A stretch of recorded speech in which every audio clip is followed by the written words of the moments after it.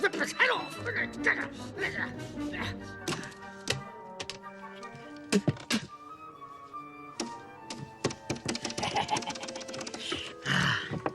A dead kid.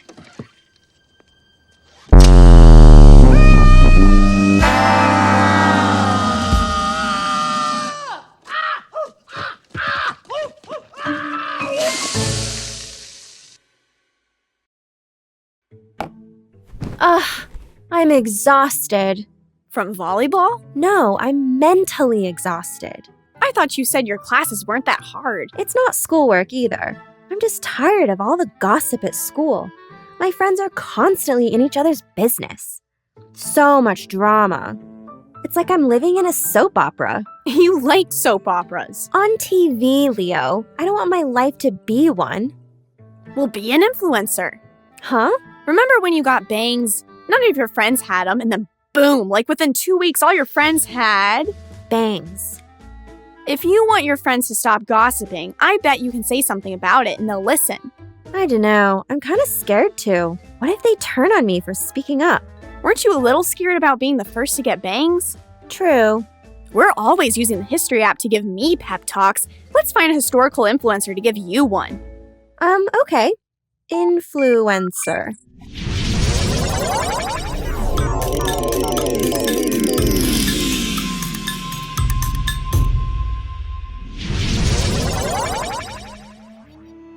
Where are we? It's so beautiful. Somewhere a long, long, long time ago. Welcome to Shushan, capital of ancient Persia. This has got to be a palace. Ooh, royalty. Let's go find a monarch. That's got to be the queen over there. Who are these children before me? It is I, Leo, and this is my sister Layla. I am Esther, Queen of Persia. Are you the new staff? No, ma'am. I mean, Your Highness. I'm pretty sure she's Esther, like the book in the Bible, Esther. Oh, cool. We're time travelers from the future, and we're searching for an important influencer. Can you help us? Well, thanks to my influence, I did save all my people from complete annihilation. So, yes, I think you're in the right place. Layla is one of the most popular girls in her school, and I'm telling her she could influence her friends to not gossip and be nicer to each other, but she's kind of scared to speak up. If they think I'm going against them, my friends could make my life seriously miserable. I completely understand. I've been in your shoes, and it's very difficult to influence people if they think you're working against them. You will have to work strategically and persuasively to lead your friends in a positive direction. That sounds complicated. You're right, complicated and difficult, but not impossible. I'll tell you how I did it. As a young girl, my cousin Mordecai raised me as his own daughter. Imagine if our cousin Brad raised us. That would be a total disaster. Yeah, but we could have ice cream for breakfast. Fortunately, Mordecai was a wonderful father figure, though I was never fed any of this iced cream you speak of. You should get your staff on that. So during this time, all of Persia was ruled by the powerful King Ahasuerus. He often had enormous parties where he boasted about his wealth, possessions, and even his wife. He sounds really stuck up. People who always show off are the worst. He could be awful. For instance, one day, Ahasuerus summoned his wife, Queen Vashti, to stand before him and his party guests so he could show off how beautiful she was. Wow, that's super rude. Hey everyone, it's time to stare at my wife. Awkward. How did she feel about that? She refused to participate, and as a result, Ahasuerus took away her royal title and began to search for a new queen. So he hosted a royal beauty pageant. Since many have told me I'm blessed with beauty, I joined the pageant with many other lovely young girls from Persia. Well, that's sad for the old queen, but sounds like fun for you. It wasn't all fun. I had to go through intense training before I even had a chance to meet the king. Oh, like sports camp. She needed to impress the king, Leo, not the Little League coach.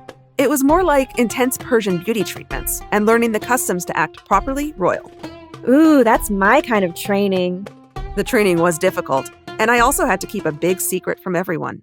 What was it? That I'm Jewish. Why couldn't you tell people you were a Jew? Well, here in Shushan, the Persians are in charge, so they treat their fellow Persians better than they treat other people like the Jews. My cousin knew that no matter how beautiful I am, a Jewish girl would not be treated fairly, so he told me to keep my identity secret. I trusted him, so I told no one. When it was finally my turn to meet King Ahasuerus, he was amazed, and I was crowned queen. I know it sounds like life couldn't get any better, but it definitely became more complicated. How so? Well, soon after I became queen, cousin Mordecai discovered that 2 royal officers were plotting to kill my husband, the king. I immediately reported the conspiracy. My report was confirmed, and my husband's life was saved. Ahasuerus was grateful to my cousin and had the happenings recorded in the king's official book of events. Ooh, official. Sounds important. It became very important to Mordecai and me once our lives were in danger. What? You and your cousin saved the king's life. You should have been super safe. A few years went by, and Ahasuerus' highest nobleman, a man named Haman, decided he wanted to have all the Jews in Persia killed What? Why? because my cousin wouldn't kneel before him. Your cousin seems to always be mixed up in royal drama. Why did he refuse to kneel? Like all Jews, Mordecai was loyal to God, not to noblemen, like Haman. That's the first commandment. Thou shalt have no other gods before me. You're exactly right, Layla. I memorized all 10 in Sunday school when I was younger. Haman was furious that Mordecai wouldn't obey him, so he lied and told Ahasuerus that the Jewish people living in Persia followed their own laws and not his laws. I bet Ahasuerus probably didn't like that very much. He didn't, and he told Haman he could do whatever he wished to the Jewish people, my people, and what Haman wanted was death. What did you do? Had you ever told Ahasuerus that you were Jewish?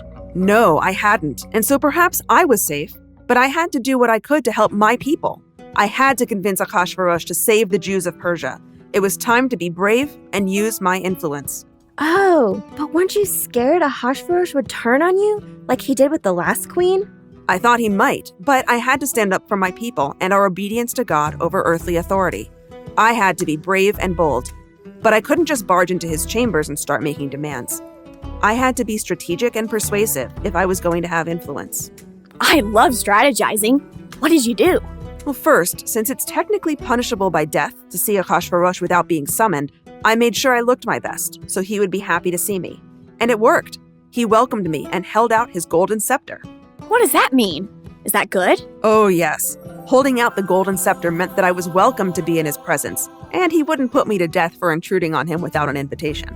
Ooh, I need one of those.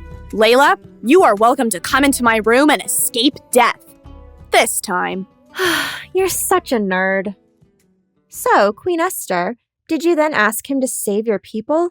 Not yet. Getting him in a positive mood was only the first step. I needed to be very careful how I eventually made my request for him to save the Jews, so I didn't tell him what I wanted just yet. Instead, knowing how much Ahasuerus loves feasting and boasting, I asked him if I could organize a magnificent banquet in his honor. Ah, I see what you're doing. Strategy. Like how I always butter Layla up before I ask to borrow her phone. So that's why you've been so nice lately. I don't quite understand why you would put butter on your sister. Things must be very different in the future. But anyway, remember when I said Ahasuerus' official book of events would become very important? Well, God made it to where Ahasuerus wasn't able to sleep that evening, and at his request, the record of his reign was read to him. His life must be boring. Help me to fall asleep by reading all about me. Before he fell asleep, Ahasuerus was reminded of the time Mordecai saved his life, and so he decided to publicly honor him before the feast I was organizing. I bet that Haman guy was so mad. He wanted the Jews killed because of your cousin. Haman was not happy and made even more furious because he had to help honor Mordecai. That night at the banquet, the king was in a great mood and lovingly asked what I wished for, and said that he'd make it come true. Now was my best opportunity to make my request. Ahasuerus was so happy with you, he was probably going to go along with whatever you asked. I told Ahasuerus that my life and the lives of my people were in danger and asked that we be spared. Upset and confused, the king demanded to know why and who would do such a thing. That's when I revealed my Jewish identity and told him about Haman's evil plan to have the Jews killed. Thanks to my influence, Ahasuerus had a new decree written and my people were saved. The Jewish people still celebrate this event every year with a 2-day holiday called Purim. I definitely think I understand how I can talk to my friends now and get everyone to stop being so gossipy. It's not going to be easy, but as long as I'm not hostile or stuck up, I think I'll be able to make a positive impact. Thank you, Your Highness. God put me in a position of influence for a reason, and I believe he's doing the same for you. Good luck, Layla. It looks like you had a better day. It was great. I used strategy to keep the conversation positive, and then the gossip started disappearing little by little. It's like my friends wanted to match the tone I was setting. Whenever someone did start gossiping, I kindly asked to change the subject, and luckily, nobody turned on me at all. That's awesome! It's amazing what you can do with a little influence. Speaking of which, if I host a pizza feast in your honor, do you think I can borrow your phone? If you'd like to time travel with Leo and Layla again, please visit PragerUKids.com and watch more of their adventures.